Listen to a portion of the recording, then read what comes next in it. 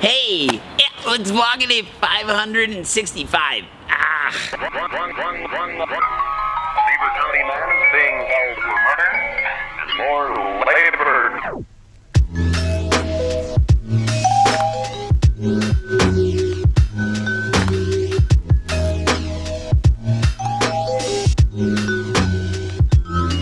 Good morning. It's Thursday, which means it's Friday for you, which means it's time for French Friday. And today I'm going to be talking about how I learned French and how I suggest everybody learns French in the end. Because I didn't necessarily do it right. I did it.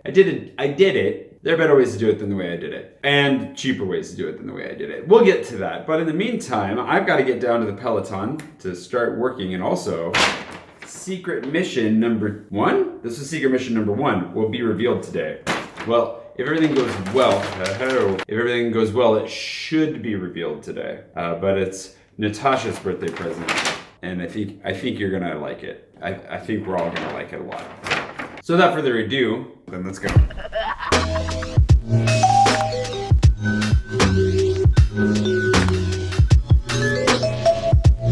Spaghetti.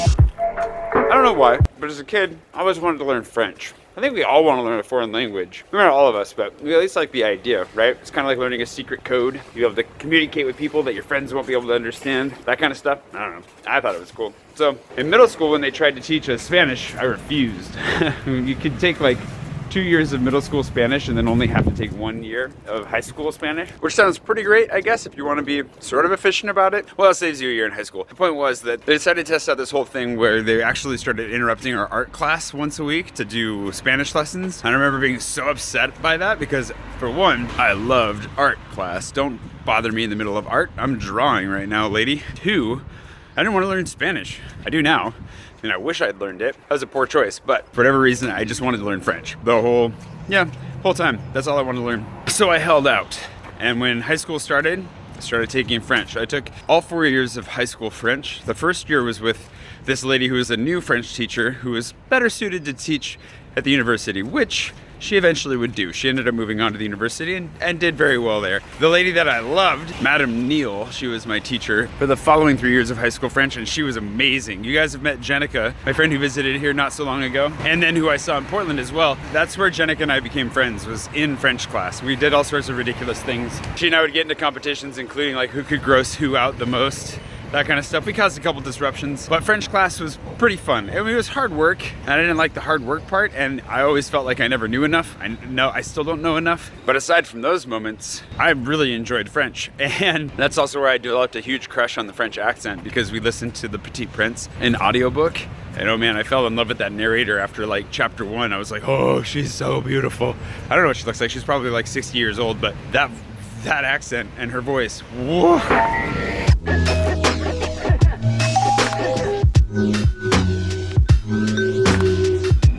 Those lines were for a Navigo day.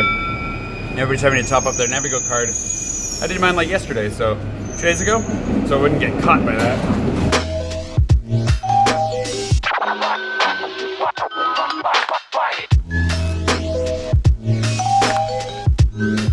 So I studied French all through high school and had a love-hate relationship with it, mostly because you just have a love-hate relationship with high school more than anything. I liked French. It's just hard. It's a hard language. It's hard to learn any language, but French, I had a hard time with French. So I figured my freshman year of college, I'll take a break. And so I did. I kind of just took whatever other classes I wanted. I had some that I had to get out of the way, like a math class, my last math class ever. So I did a bunch of stuff like that. But then I was like, you know what? I'm gonna make French my minor again. Went back into it. And then I was trying to get into film school at the time. I got into film school and didn't like film school. I didn't like my professors, in particular the director of the program who like cussed me out the very first time that he met me, and then did so again like the next time I went to talk to him. Very intimidating, not a very nice guy. I don't know, it was super stressful, and I was like, this is not what I came here for. Like, I want to learn stuff. Granted, I'm sure that was part of the whole like weeding people out process. I don't know. For a school that focused on writing, I wanted more like technical hands-on experience, but they were focused on writing significantly. And for a school that's focused on writing, you're just gonna yell at writers? That's what you're gonna do? Like that. Anyways, I wasn't a big fan. So I turned my French minor into a French major and just kept studying French. That was kind of a mistake.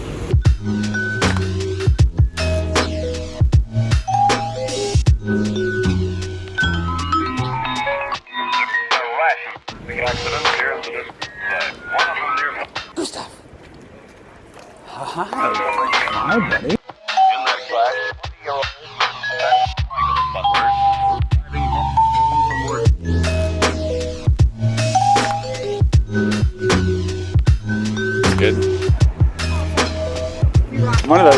Make sure you go. Danielle's literally running back. She's so cold. She's running. Came down to take a photo of her. If you haven't seen Danielle before, she's Paul's wife. Paul's the guy who's always at the Peloton because he's one of the owners. And now that I'm down here, I'm just gonna take some time lapses, and then we'll get back to talking about, learning French, also getting a hot dog, which ties into the high school French.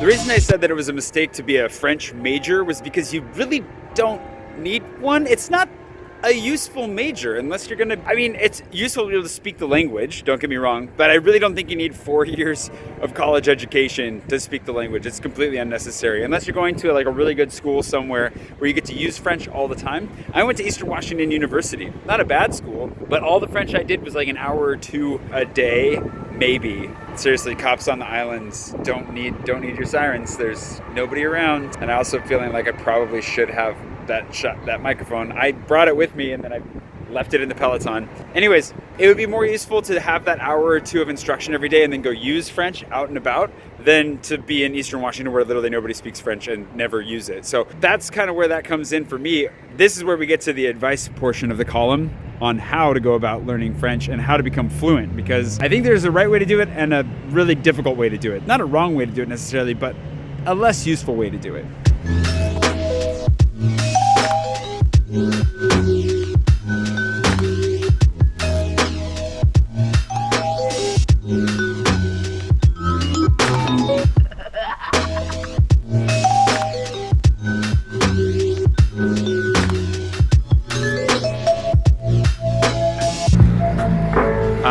Hot dogs. I think I mentioned this once before on my vlog, but the funny thing about hot dogs is that first of all, the French don't pronounce H's. They exist. They actually cut off vowel sounds, but it's a silent letter, so they would say les hot dog. And clearly I find them using today as well. Les hot dog.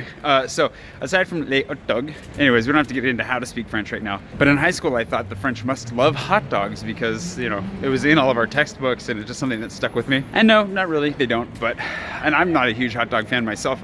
I've always been more of a burger person, but I don't know. Something about Clark dog, gotta get me a hot dog. Anyways, now that we've got our hot dog, the reason that my strategy for learning languages is kind of altered, well, it's twofold. There are easier and harder ways to learn a language. It's always gonna be hard, but one of the hardest, I think, is self-directed. So if you download an app like Duolingo or Rosetta Stone or anything like that, you can learn a language, you can work on it. Those are useful programs, there's nothing wrong with them. But it's really hard to stay disciplined in it. And you need an opportunity to practice what you're learning with somebody who actually speaks the language, whether that's a teacher or a friend who speaks the language. It's really, really hard just to do it on your own and to learn like with flashcards or anything like that without putting it into context and actually using the language. That's one of the reasons why learning in a classroom is actually a really good idea. But you can only go so far in a classroom as well. And there comes a point where you're reading Moliere, which if you don't know who Moliere is, don't worry about it. But you find yourself reading like 17th century, 18th century French classics in a classroom where you don't even understand like modern French well enough. And all of a sudden the usefulness of the education kind of goes downhill.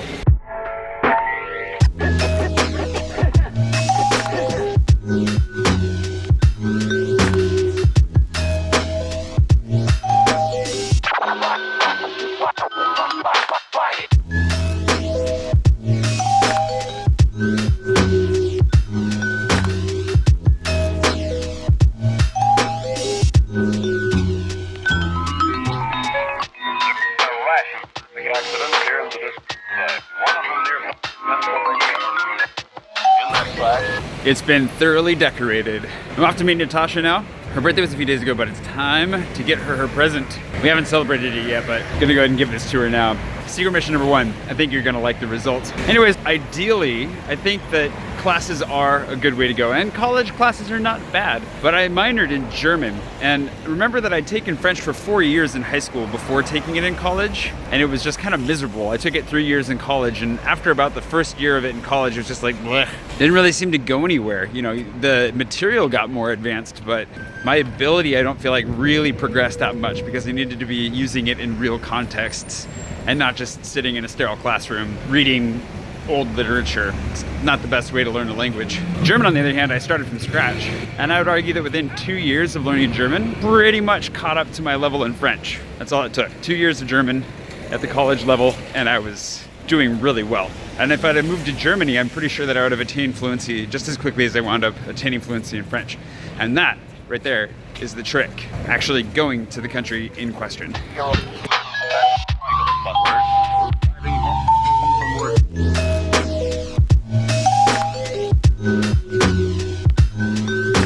Of course.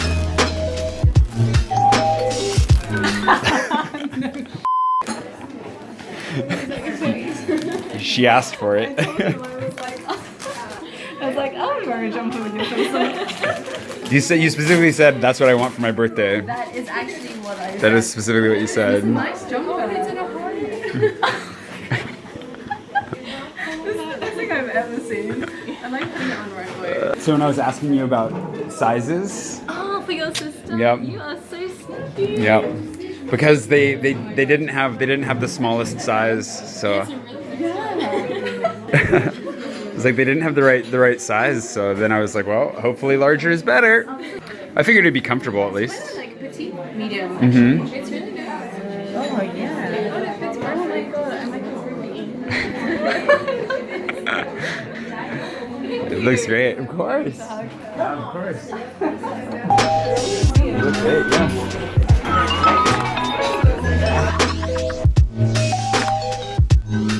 This place is pretty cool. I like it. Pinson. It's on Archivos. I'll re-tag it here in a minute. Are you okay being filmed? Yeah. Yeah? You're alright with that? Yeah. Just checking. I don't know. You said you were shy, but not so shy. She's. It's just a camera. It is just a camera. See, that's what I'm saying. You could be a vlogger. You could do this. Anyways, walk up here. I'm being very tempted right now to stop at Indiana and get their pseudo crappy nachos, because that's about as good as nachos get around here. You want nachos? Let's do it. Okay, we're gonna go get nachos. The accident here in the distance. One of them near Pennsylvania. In that crash.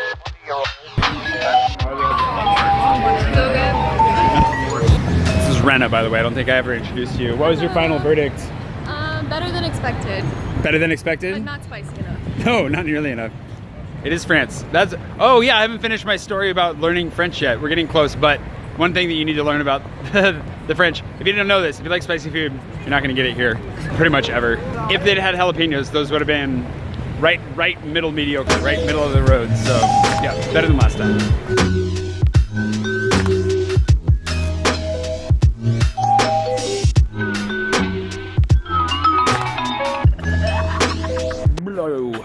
Just a quick 5K, which is good. I just wanted to make sure I burned off those nachos. Pretty sure I was like I was pretty close to the calorie limit for today, so it was important to go for another run. But I also need to edit my vlog and get to bed because I have to wake up at like 6 in the morning, and that's not very far away. So here's the advice that I have on learning languages in case you are interested in any advice. But basically, the biggest thing you can do is actually go somewhere where they speak the language so you can use it. And not only use it, but actually use it. I mean, like, you really have to make the effort to do so. And the number one thing that I can say about that is, well, find friends that will let you speak that language with them. Don't force it into relationships where speaking that language doesn't work. But find somebody who's willing to talk with you and who's willing to correct you. And then it's on you to make as many mistakes as possible, as quickly as possible. My friend Natalie, when I first moved to Nice, was amazing at correcting me immediately when I made any mistakes. And at first, of course, it's a little bit like, oh gosh. But after you do that 2-3 times, you stop making those mistakes because you catch yourself. You're like, and then, oh, that was what she's gonna yell at me. And then you correct yourself, and then it becomes a habit, to speak correctly. So I would say, obviously, whatever level of education you can get your hands on, whether that's an app like Duolingo or actually going to school, whatever it is, put in the study time first, get the basics down, some vocabulary, enough to kind of get around, and then go to that place and spend 3 months crash coursing your way as hard as you can into it. Make it like a real focus. That's what I did. I made it was like my number one goal when I moved to Nice, was to really actually speak French. And about 3 months in, I was dreaming in French. I was speaking in French. I was able to think in French. I still wasn't amazing. I wasn't like super fluent, but I was fluent. And I had a lot of education behind me. So that was a huge help. But that's why I say, like, do as much as you can on your own. And once you hit that ceiling, once you can no longer get any farther into it, then go to that place, pour yourself into the language, and you'll be really surprised with how brilliantly you do. That's my suggestion. Whether or not you should get a major in a language, again, nobody's gonna pay you just to speak a language. They're gonna expect you to have a real skill and that you can do that skill in another language. Here comes some hardcore scooters. You get the idea. Anyways, I gotta edit. How about you? Let me know in the comments how you learned a language, how you best learned, what works for you. I'd be interested to know. And I'm sure that anybody that's out there that's trying to learn a new language would love to hear other theories on how to do it, because to be honest, just kind of like any other form of education, one size does not fit all. So that worked for me, but it was a long road and it took a lot of effort. And I'm sure there are faster ways to learn a language. So feel free to share yours. Thank you for watching. If you haven't subscribed yet, please do subscribe. Leave a like, comment below. I want to hear about your language learning experiences, and I will see you again tomorrow. Since tomorrow is a full day of teaching. Stupid scooters. Figure it out later.